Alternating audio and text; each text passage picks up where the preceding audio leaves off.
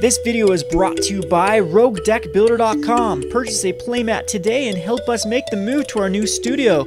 We have over 10 playmats to choose from. Visit RogueDeckBuilder.com. Hi there, it's Kevin with RogueDeckBuilder.com, here with a kind of a rogue market video. Again, I apologize for all those of you that were fans of the old school style rogue deck builder or rogue market videos where I had some little fancy pantsy graphics and showed prices and gave you my evaluation of where I think they'll be in 1 year, etc., etc., etc. When I have more time to actually spend on the rogue market, I mean, it's a busy time of year. I'm actually coaching a high school swim team. We're working on getting our new shop actually fully up and running and looking sweet, and I'm also working on the project of getting a kind of little studio going to where we're actually film live videos. So these rogue markets, I think, are just going to have to take a backseat. All my video qualities are just going to have to be a little bit, I don't know, pressured, I guess would be the right word, or just fast. So bear with me here when this rogue market, I'm just going to tape screenshots of my desktop and then talk about what I've done here. So anyway, for this rogue market, I'm going to be talking about cards I've invested. So we're at a unique time. Rotation time gives you two opportune times to invest in cards that are bottoming out due to rotation. People just, at my local game store, people, now that their standard decks are no longer standard, or their Return to Ravnica and M14 block decks, they have to get rid of cards out of them. So you see this massive sellout. And if I see it at my own local game store, I think this is a trend everywhere. And that's why prices just completely plummet. And you can actually pick up cards that in 2 years are going to be worth a lot. And people like to emphasize huge, massive dollar changes in cards, like for example Liliana Vess. When she goes up, she usually goes up, or sorry, Liliana the Veil. When she goes up, she usually goes up in big increments of like $2 or $3 when she goes up, and that's because she's sitting at around like a $50, $60, $70 card, and that's a very small percentage when you're going up from 70 up to 71. Even though that's a dollar change, which looks significant, that's actually a very insignificant change when you invest in a $7 card. What I like to do is pick up 5-cent cards and 10-cent cards and 15-cent cards, like my good old Stony Silence spec that I bought 255 copies for 5 cents a piece, and now they're hovering at $2. I mean, that is just a massive gain. And it actually wasn't that hard for me to actually turn those into actual sales. So I'm going to go over and then also rotation time gives you a good time to spec on what cards you think will be kind of staples in this next format. Now, we've had some Star City Opens, we've had some TCG Max Point Series, we've had a few smaller tournaments, but we haven't had a major tournament yet. That's going to change this week in Orlando. I think Orlando's a standard. I'm not sure. Maybe it's another sealed. But it's going to change when the GPs start rolling around and some of these other Star City Opens start actually coming to conclusion, and we'll start to see the Tier 1 decks metastasize, and then you'll be able to spec. We've already missed the boat on like Goblin Rabblemaster. Goblin Rabblemaster went crazy. Stoke the Flames had a sellout on the internet. All the major vendors sold out of Stoke the Flames. It's currently sitting about $3.50 a piece. It's an uncommon out of M15. And we've seen other cards like Sarkhan Vol jump in increase in value, and we've seen the Mantis Rider from Khans of Tarkir go up in value. But I want to talk about a few other cards, like my spec targets, what I've been investing in. And right before you here, I'm finally showing what this is. This is my account on TCG Player. Now, I am not at all giving saying you should go buy TCG Player. I like TCG Player personally because it's such a buyer's market. It is absolutely a horrendous seller market. In fact, I don't understand how anyone can sell on TCG Player because the cut is horrid. They take a transaction fee, and then they take like an 85% transaction fee. They take a 50-cent non-refundable fee. They allow buyers to buy just one card at a time, and they can really screw you over because I use this little function on here that says optimize your cart, and what it does is it finds all of the sellers and calculates how much shipping and each card would be, and then it buys a bunch of cards from all of the different sellers at the cheapest price possible. So you end up getting like 15 packages of of each vendor sending you one card, and it's terrible for the sellers because they're sending me like I've had as bad as like a 25-cent card being sent to me in the mail by one vendor, and he has to do it, otherwise, he's going to get a poor rating from TCG Player for not fulfilling an order. So anyway, but as a player, as a buyer, TCG Player is crazy good value because you can basically get cards for dirt cheap. So here's what that's why I use TCG Player as a buyer. Anyway, I'm just going to go over my spec targets here. So rotation wise, what I've picked up the most of is Whispering Madnesses. I picked these up at, see if this, yeah, this pulls it up. So I picked Whispering Madness up at about, I believe 5 cents a piece is when I bought them in. The reason why I picked up Whispering Madness, 117 copies of them, is I think it has a very unique mechanic. I was scouring Modern, and there really is only Reforge the Soul and Burning Inquiry that makes each player discard their hand and draw cards equal to the greatest number. And it doesn't really quite work in my Storm deck, in my Modern Storm Waste Not deck, but I'm thinking someone is going to mess around with this card with Waste Not and Modern. I'm sure this Whispering Madness is a casual favorite card, and I know that it goes in the EDH deck, which in my local metagame, and I was scouring kind of the data for Commander, and it's still one of the most popular commanders. I think it's the dude that whenever an opponent draws a card, they draw an additional card each turn, and then they lose a life for each card they draw. Whispering Madness is just a blowout against your opponents. You put Whispering Madness on one of your creatures, preferably a creature that also makes your opponent draw extra cards, and then you just swing into the opponent that's open, and then Whispering Madness triggers off. And I mean, you use this for like Teferi's Puzzle Box. Speaking of like Teferi's Puzzle Box, let's try to search Puzzle Box here. There we go. This card it continues to go up. It used to be a bulk rare, and it's up to around $2.75. It's because it's a very popular card in Commander, and it goes in that deck. And again, I'm still thinking, since it was a Commander 2014 or 2013 Commander deck, when they released the Mindseas deck is actually where it comes from, is it got very popular. First of all, people were buying the Mindseas just to get rid of the True Name Nemesis, sell those, because you could actually buy a Mindseas, sell the True Name Nemesis, and basically get a whole deck for free. And True Name Nemesis didn't really even work in that deck, so you didn't even want it in your Commander deck. And then you'd chuck it on, or you would buy a few more of these draw card type things like Teferi's Puzzle Box, and you actually have a very decent and fun Commander deck. So that's why I picked up Whispering Madness, really for the casual. It was a no-brainer. I bought these in at 5 cents. I spent like nothing on 117 copies. Now, as suggested on my Facebook page, if you're not involved in my Facebook page, I highly, highly recommend you go over to the Facebook page. It's Facebook/Rogue Deck Builder. I give little updates there, and I asked my community what they thought were the best rotating cards for Commander, and I had a lot of people talk about the Primordials. So Molten Primordial, Diluvian Primordial, Luminate Primordial, and Sepulchral Primordial. I bought into at 5 cents a piece as well.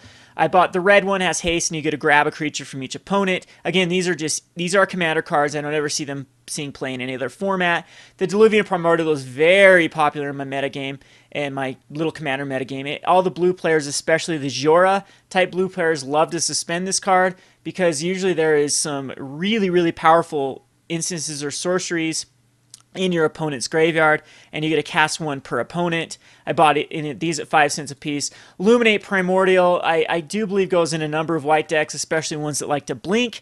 Blink type decks are very, very popular in Commander, and this, you get to X up to one target creature that player controls. Their commander's usually a creature, and they gain life. Who cares if your opponent's really gaining life? You're going to get rid of everyone's problematic creature. And then Sepulchre, I bought these in at 15 cents. That's why I didn't buy as many of them. It gets one creature from each opponent's graveyard and puts into play under your control. Again, a very, very fun, flavorful card in Commander. So I bought into them. They're all dirt cheap. You might actually, a safer spec than just the regular ones would be foils. One of these days I'm going to relinquish my hatred for foils and actually start investing in foils, because foils seem to be so much more stable than non-foil type cards. And there's like some good foil spec targets right now. I think that there's a few slivers that are still around, like the muscle sliver, the reprinted muscle sliver, the one out of M14, is only like $2 in foil, and I think that's a very good pickup. So maybe I'll do a whole special video on what foils would be good ones to pick up on. Then we have So there's a Primordial. So like I bought into Molten Primordials just because I found like a vendor that had like 75 of them. I feel so sorry for this guy because I bought like 75 Molten Primordials, or I think it was like 54 Molten Primordials for 5 cents a piece, and the entire package with shipping ended up being like under $3. It was absurd. He's got to send me this chunk of cards that is probably going to cost more than a few stamps. and and just this huge, and that's all I bought from him. So I kind of feel a little bit dirty for doing that. But I mean, it's TCG Player. If it's open, if it's open to be exploited, then go ahead and exploit it and tell TCG Player and tell the consumers or the people, the vendors on TCG Player, either stop selling on TCG Player and yeah, because I don't think that anyone can afford to send 54 cards, a huge bulky package for $3 and make zero. Think of all the sorting that went into that as well. Anyway, so we'll go on to more rotated cards. I decided that Tidebinder Mage was a very good spec. I bought into these around, I think I bought all of these from 60 to 70 cents on TCG Player. This sees play as a 4 of in a lot of modern Merfolk decks, as well I've even seen it as a 1 or 2 of in Legacy Merfolk, as it does tap down the Deathrite Shamans in Legacy, it does tap down the Goyfs in Modern, and like the Oozes in Modern. There's a few other problematic cards. It can get a Goblin Guide. I don't think that Merfolk really cares about Goblin Guides, but it can tap down Grim Lavamancer for sure, which could be a problematic card in burn. And then they have to burn off your Tidebinder Mage to untap their Lavamancer. So, I don't know, it's a great sideboard card. A ton of these decks that I saw on Goldfish lately on MTGO have been using 4 of in the sideboard. In the Merfolk, Merfolk is a tier 2 deck. It sees enough play. If you go to a PTQ, you will see a Merfolk deck. Out of the 100 people at that PTQ or 200 people at that PTQ, you will see at least 2 or 3 Merfolk deck guaranteed. So it's a legacy staple deck, Merfolk. Again, usually they only have like 1 or 2 of them in the sideboard in Legacy if they have any at all, but it's a very decent little Merfolk. So bought into those around 60, 70 cents. Detention Sphere, I bought 29 of them. I believe I bought into these at 75 cents. Another card that is just insanely popular in EDH, and this is starting to see a ton of play in the Pillow Fort deck. What Pillow Fort is they run a ton of enchantments like Detention Sphere, Banishing Light, Oblivion Ring, and then Ghostly Prism that makes it so you can't attack unless you pay 2 per enchantment, or however that works, or 2. And then Sphere of Safety, that's the one you have to pay per enchantment. And then they play like Runed Halo, just tons of enchantments. And you basically win by having 1 or 2 win conditions. Usually they are enchantment win conditions, and just making so your opponent can't do anything because you're locking them down with enchantments. So Detention Sphere is very popular in that, and it's seeing a little bit of play in UWR Control. It's seeing play in UW Tron. It's seeing play in a few other like Esper Fairy builds. Every once in a while you'll see a Detention Sphere because it gets rid of all permanents of the same type. There are a lot of decks that just like to spit out their entire hand. This can actually be very deadly versus Affinity if they have multiple like Memnites or Ornithopters or anything out that any sort of token-based strategy. Tokens are getting more popular in Modern. For this week's playing on a budget, I actually played a token deck. This can wipe all the tokens of a specific type. It has a very unique little ability. So again, Banishing Light and Oblivion Ring have been massively popular throughout their whole runnings. Banishing Light's around a $2.50 card in Standard, and Oblivion Ring would still be around a $2 card if it hadn't been printed into Oblivion, pun intended. So I'm thinking Detention Sphere will absolutely recover. I also think Supreme Verdict is a great pickup. I don't think I bought any Supreme Verdicts. It's something that I'm waiting to go down a little more because I think they still are around like $1.50, $2, and I think you can get them down. Next card that's rotating, I picked Obzedat A. This is a Reanimator target. Reanimator is very popular, especially in these colors, because of cards like Ashen Rider are great things to return from your graveyard to battlefield. There are a lot of either Abzan. Hey, I'm using that instead of junk. All my people telling me to call it Asban instead of junk. Well, anyway, junk Reanimator is still popular in Commander, and Obzedat A is really cool because it can actually get a Planeswalker that is in your graveyard. And again, Commander, any black-white Commander deck usually wants the Obzedat A. That usually is kind of the strategy in black-white Commander decks is throwing Angel Despairs and Ashen Riders in the graveyard and then trying to exploit them back into play. Even there's lots of big fatties in those type of colors that are good to exploit. So then we're on to Burning Inquiry. I bought some Burning Inquiries because it's only been printed once in M10. So you got to think of this card as more of an uncommon than a common. And it just has a very, very unique ability. Again, each player draws 2 cards, then discards 2 cards at random. There isn't any other really abilities in... There's Burning Inquiry and Past in Flames and Whispering Madness in Modern that you have to actually work with Waste Not. And I made a Waste Not deck. You can actually check it out if you playing on a budget ago on gatheringmagic.com. This card is absolutely insane, insane, insane with Waste Not. So Burning Inquiry, I think that enough people are going to want to make Waste Not popular. It's got, again, that very, very unique ability, and therefore I just bought into this at 5 cents a piece. They're commons, and a M10 was a pretty popular set because it had the primordials, but these have been burning in people's bulk bins for a long time, and every time that a card actually doesn't see play for any amount of time, like cards get lost, they're just, again, just rotting away in people's bulk. Once this card actually, if it ever does see play, like, you got to think of this card like Liliana's Caress, which is another card like Waste Not. And this Liliana's Caress, Burning Inquiry actually works very well with Liliana's Caress. Liliana's Caress says whenever opponent discards a card, they lose 2 life, 2 mana enchantment. They're going to be losing 6 life for a Burning Inquiry. So you could actually make a Waste Not, Liliana Caress, Megrim type deck, and Burning Inquiry would be an auto include with like Blighting. So I think there's enough people that are going to try to make this type of deck work, and Burning Inquiry definitely will be an engine in that type of deck. So that's why I bought into just a few Burning Inquiries. I wanted to have a few play sets. So Beck Call, it's just a matter of time before someone finds a deck that can utilize this. It's so powerful with the Beck. Whenever a creature enters the battlefield this turn, you may draw a card. It's a may effect. It's not a must effect, which actually is very relevant. It feels a lot like Glimpse of Nature, which is a $25 card.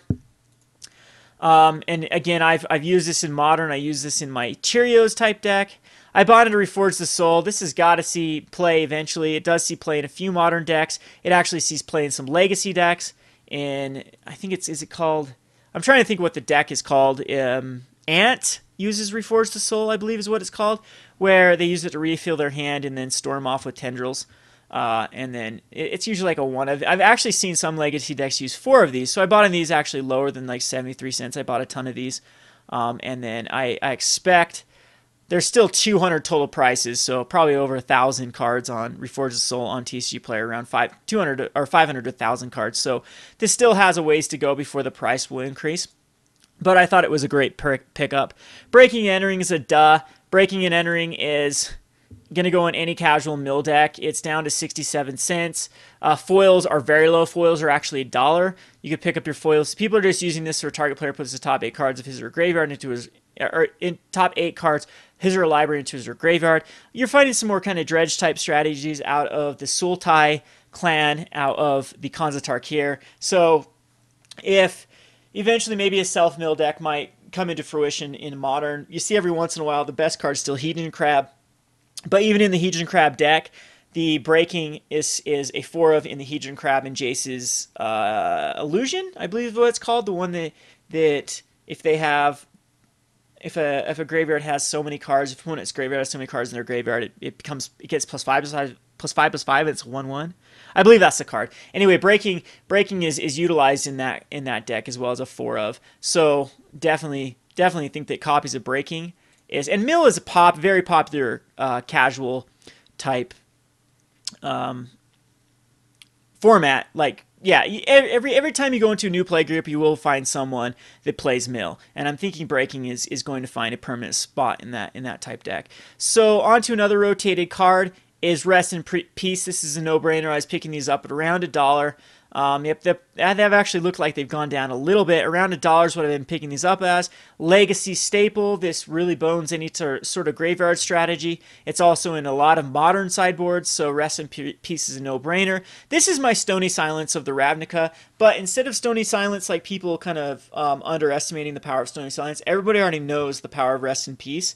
And I think that people are holding on to Rest in Pieces because they have been played since the beginning. Like, as soon as this saw print, they saw a lot of play. It really did hose down the Innistrad flashback strategies or the Undying type strategies. And again, it's a legacy and a modern powerhouse in sideboards. Just shuts down so many decks. So I bought into a few of these. I already had a bunch of these because at the local game store, a lot of players love to trade these in because they don't see the point to these cards. So you can pick them up for pretty pretty easy from trade targets off of your fellow players at your local game store.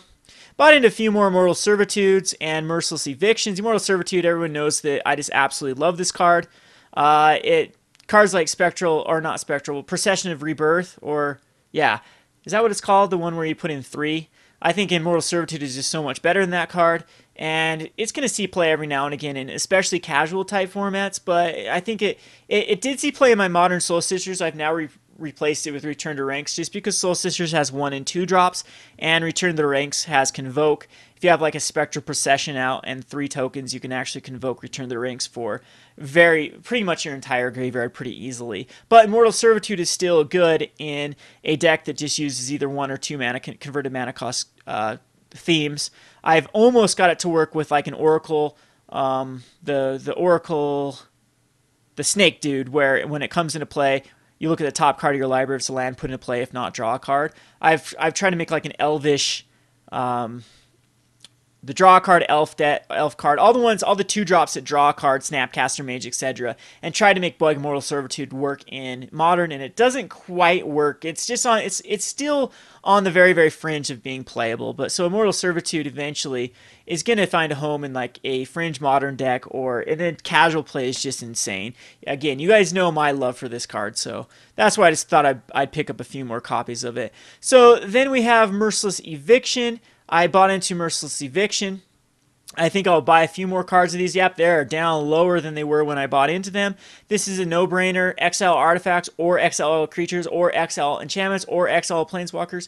It gives you your out in your black-white commander deck for anything. If you have any card that is being problematic, an artifact's being problematic, get rid of them all. Creatures, get rid of them all. Enchantments, get rid of them all. Planeswalkers, get rid of them all. Such an amazing commander card. I think this is a no-brainer pickup at 6 mana. That's not hard to get in commander. I'm going to pick up a few more of these when I have some extra cash.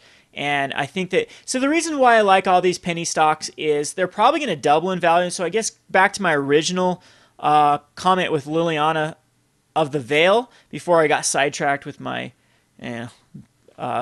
rambling, that a card going from 70 to 75 is not nearly an increase from a card going to 48 cents like Merciless Eviction up to $3 is what I see that card being within like 2 years. It's going to go up. It's going to, Gatecrash was a heavily open set, but it's going to be put in those EDH decks, especially the foil copies, and eventually supply will be outstretched by demand and the price will go up. Now, a lot of these cards can be reprinted. Reprints are the death of any sort of investment, and the way that Wizards has just been massively reprinting stuff, you see like a commander set every year, you see all these event decks every year, you see like From the Vault 20s and things like that. I am a little bit worried that it's hard to invest in cards that they are willing to reprint, but I don't think any of these that I've mentioned are really due for a reprint anytime soon. So like Detention Sphere had kind of a really specific theme to that, Return to Ravnica, as well as Merciless Eviction and Obzedat, and the colors being blue and white and black and white make it a little bit harder to print in any sort of core set, even though they're doing away with core sets, but you get the drift there. I don't think it's going to be printed anytime soon. So there is other spec targets around the $4 or $5 mark, like Ral Zarek's flirting around like the $4 or $5 mark. Jace Architect of Thoughts around $3 right now, which I think is a great pickup. Vraska's low. All those planeswalkers always recover. Domri's down to $8. Domri is fringe playable in Modern.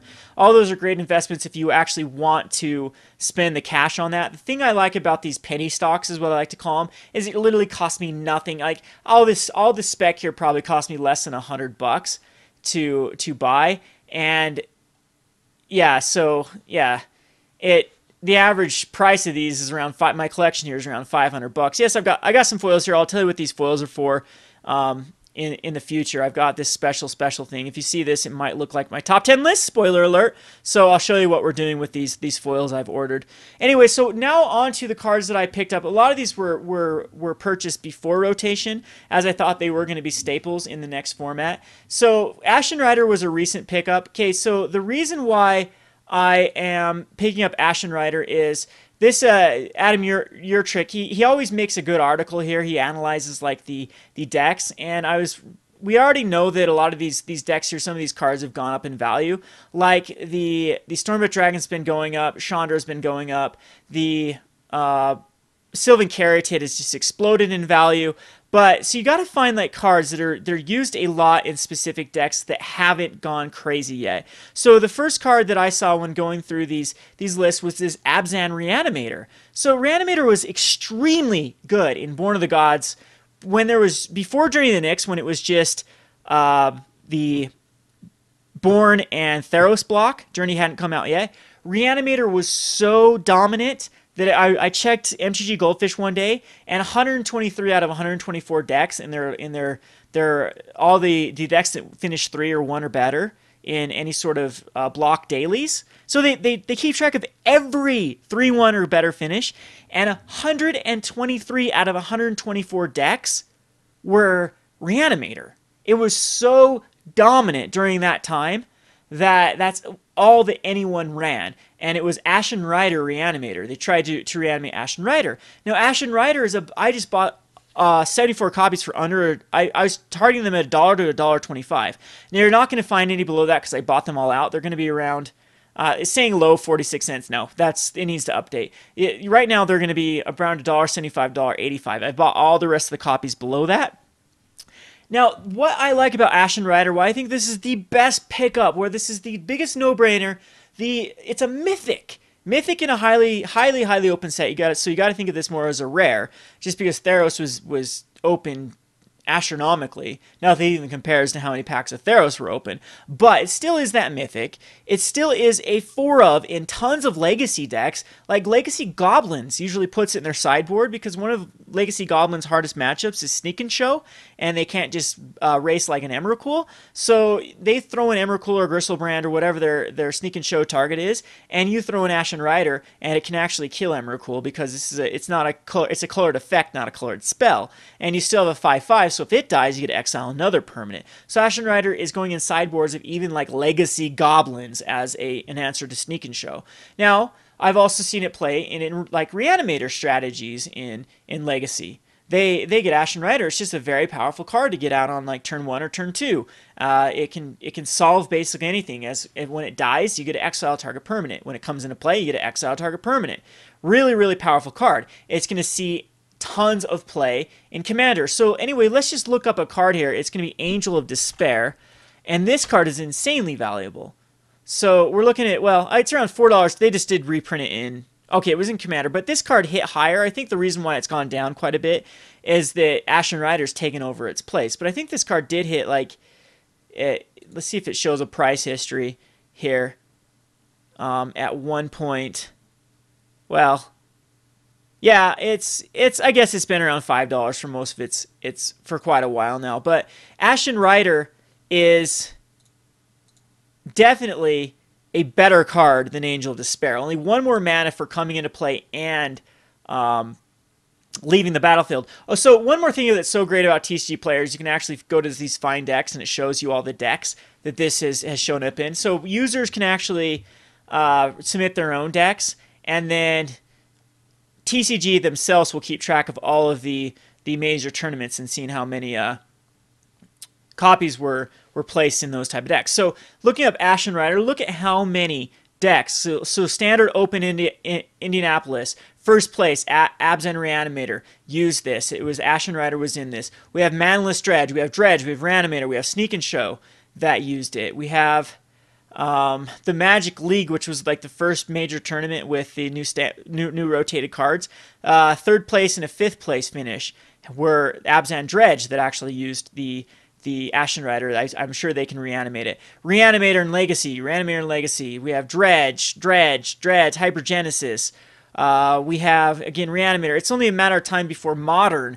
Actually, I wonder if it's going to see play in Gifts Rights. I mean, Gifts Rights usually likes to get out a better, like Elish Norn or Iona or cards like that just completely lock out the game. But I'm thinking that maybe even Gifts Rights might want it in Modern, or any sort of Reanimator strategy in Modern might actually start wanting to go the Ashen Rider route. So just so many. See, look, here we go. Here's my little goblins. Let's click on this goblin list. And this is what I'm talking about with the Ashen. 2 Ashen Riders in the sideboard. And you're like, goblins, there's no way they can cast this. You're right. The only way they can cast this is against Sneak and Show. Sneak and Show makes you put in another creature. You put in the Ashen Rider, kill their Emrakul. So that's just the theory behind that. So Ashen Rider is definitely my best pickup for the cards that are right now from the Theros block that are so undervalued. So 72 cards of those I've bought. Underworld Cerberus is kind of one of those cards that I just think is so... This is, Mike, I love this card, so maybe I'm jaded here. And currently right now I'm going to do a deck tech either today or tomorrow down at the game store with my Underworld Cerberus deck. I'm running Underworld Cerberus and the Butcher of the Horde, as well as Generator Servants, Blood-Soaked Champions. And there's like, it's got so many combos with Blood-Soaked Champion, being able to...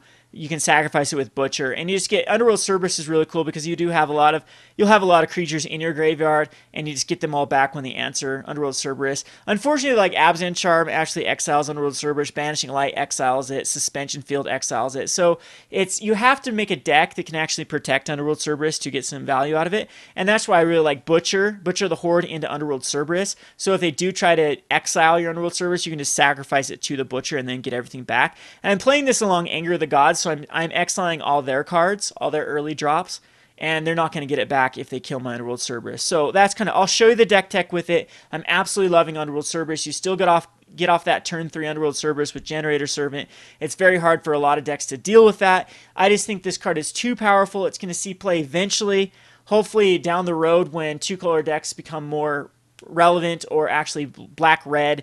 I'm thinking black-red-white is still going to be the color combination of choice. I think Underworld Cerberus, people are going to start to see the absolute power in this card and start to play him. Again, it's a mythic at 75 cents. It's one of the lowest mythics in the set. Wow, I think this card can definitely go... It has, like, the sky's the limit for what this card can reach if it hits a tier 1 deck. And therefore, I bought into a ton of them. And hopefully, this is a very, very, very, very, very... So this is the opposite of Ashen Rider. Ashen Rider is a given. It's going to go up over time. Underworld Cerberus is a wild card. I could actually lose a lot of money on this, even though I bought them in at 50 cents a piece. There's not much less they can go. In fact, most mythics, after a couple of years, start to go up anyway for the collectors, because collectors need one of them for their sets and their mythics. So... you know, buying Underworld Cerberus at 50 cents was not that much of an investment. So anyway, I went on a Firedrinker Satyr. I really thought that Goblin Rabble Master decks were going to be the craze of the new standard season. Unfortunately, Goblin Rabble Master has been seeing more play in a lot more of the mid-range decks, and Firedrinker Satyr hasn't seen as much play as I thought it was going to see play. I bought these in at 50 cents. It does seem like it has like the Star City open. This guy took 9th with a Rabble Red. We can click on this list. It brings it up, and he used, lo and behold, 4 Firedrinker Satyrs. So this is the Akron Crusader one where they're going to be throwing, oh, cool, Monastery Swiftspear, Akron Crusader, and they're going to be using a lot of stuff like, yeah, like Dragon's Mantle. I love this deck, actually, because it's going to be big. The Akron Crusader is going to give you more dudes. The Monastery Swiftspear is going to get bigger for each one of these you cast. I actually like this deck a lot. It's a pretty cheap deck to get into besides the Rabble Masters, which are insanely costly at the moment. But besides the Goblin Rabble Masters, it's a very affordable deck. I'm pretty sure you can actually cut the Goblin Rabble Masters and go even a quicker strategy with maybe more Mogus Warhounds on another like 2-drop just to completely blitz out. And then, you know, play the 4 Titan Strengths and up the count, and even maybe these type of things, and then you can just go crazy. Like, I think they called it Boss Sly or something. It was just a very, very fast red deck last season that used Rabble Belt Maka, and it was really good. I think Rabble Master just made it even more consistent against the decks that try to hit out the early drops. Now, in this deck, you will have to try to race the Anger of Gods or the Drown in Sorrow, but Golgari Charm is no longer a thing, so... you won't have to worry about a 2-mana spell wiping your board. So anywho, let's go on to some other... So I bought into 29, those at about 50 cents a piece. I'm hoping that I'll see my money back on those, as I'm thinking that those decks will become more and more prevalent, and then Firedrinker Satyrs over the long haul will become more... supply will out... demand will outstretch the supply and will go up. So Whip of Erebos bought in 13 because of Reanimator again. And this is going to go in most black commander decks. It goes in a lot of casual decks. I just bought into that yesterday. Boon Satyr was an early pickup with Firedrinker Satyr. The reason why I picked up Boon Satyr was I overestimated the ability of Ferocious. I thought this was the best Ferocious card at 3 mana. I thought mono green aggro would be a bigger deal than it is because of Aspect of Hydra. This card is actually bonkers with Aspect of Hydra because you can flash in and then a turn. If you have enough devotion, it can be actual kill condition with Aspect of Hydra. I do still think Boon Satyr will go up in value in the long term because flash decks will inevitably see play. I think it's just a few cards away from seeing a blue green flash deck. I'm going to try to actually to play a flash deck. You have cards like Fated Intervention that seem pretty good. Six damage on board for 5 mana flash speed. You get 2 3/3 Centaur tokens. I'm thinking that's pretty powerful. And Boon Satyr definitely is something that maybe I did overestimate the Ferocious ability, but I'm liking it with the new Summoning Trap type card. I can't remember what the card's called, but if you have Ferocious, you look at the top 8 cards of your library and you can put 2 creature cards into play. I think Boon Satyr really curves well with that with a Devotion type deck, and then you can get out like Hornet Queens and whatnot with the Summoning Trap card. So again, hopefully that ends up, but there really wasn't any risk in that. I think I bought into Boon Satyrs at under, yeah, it was like 50 cents, this low price that I bought him in at. I give a TCG, you just need to find all the people. You need to skim off the bottom. You find the people that are selling them for way too cheap and kind of exploit that. So I bought into Chromanticores after I got wrecked by that Chromanticore deck. I thought that maybe this standard would actually made 3 colors easier with the 3 colored lands. And again, this is just a very flavorful card in any sort of casual deck. I see people playing this in Commander all the time. I thought I'd pick it up at $1 a piece. It can only go up. It can't go down much more. Nighthowler, I still am sold that graveyard strategies, dredge type strategies will see play sometime in the future. So I bought into Nighthowlers at very cheap again. It was like 25 cents that I bought these in at. Again, this is just what I bought in. You guys want a rogue market, what my spec targets. I love to hear your spec targets or your screenshots of what you've invested in. I'm not going to do a contest this time, maybe a contest down the road. Again, I'm so strapped for time right now, very busy, and trying to get a lot of other projects going. The rogue market has kind of taken a backseat, but I am going to be more full swing in investing into cards. And I'd love to hear you guys' input, what you're investing in, what cards rotation. I know like Cyclonic Rift was the #1 card that people on my Facebook page thought you should invest in. It's still around $3 though, so I'm hoping that it goes down a little bit more before I start investing in Cyclonic Rift. It does see some play in mono blue Tron or blue white Tron, and apparently it sees play in every Commander deck imaginable that runs blue. Anyway, this has been Kevin with RogueDeckBuilder.com. Thanks for watching.